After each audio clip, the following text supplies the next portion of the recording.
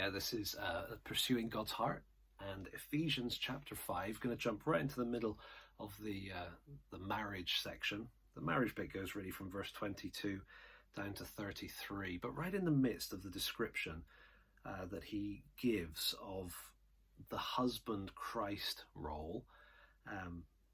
We really could go through every detail of this, and it is so good, but I just want to notice two words. In verse 29, after already saying so much, he says, "No one ever hated his own flesh, but nourishes and cherishes it, just as Christ does the church." Nourishes and cherishes, just as Christ does the church. That's a beautiful thought. Thinking about how that can be illustrated and understood. Nourish and cherish. It's describing how Christ gives to us what we need in order to flourish.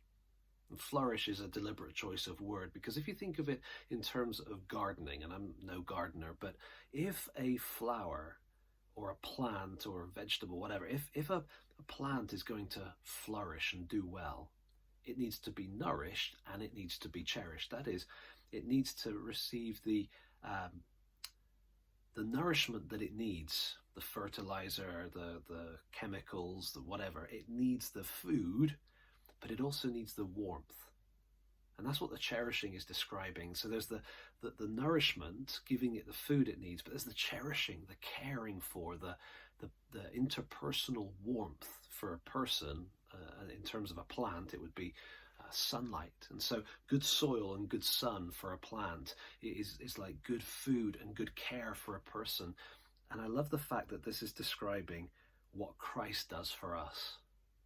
That'd be worth thinking about, how he nourishes us. He provides for us all that we need, maybe certainly not missing, of course, the scriptures, but the food that we need to feed on for our hearts, for our souls, for our spirits to thrive, the food that we need, but also the cherishing.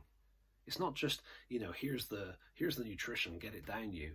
There's also the cherishing. It makes me think of Romans 5:5, how the love of God is poured out into our hearts by the Holy Spirit that he's given to us. The nourishing and the cherishing, the food and the love that we need in order to flourish, in order to thrive.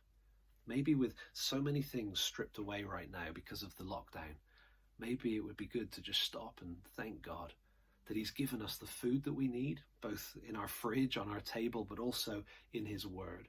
And he's given us the love, the warmth, the care that we need by his Spirit to be drawn up, drawn towards him, and drawn to absolutely thrive in our role, if you like, in our existence as the bride of Christ. He's nourishing and he's cherishing us, the soil and the sunlight, the food and the love.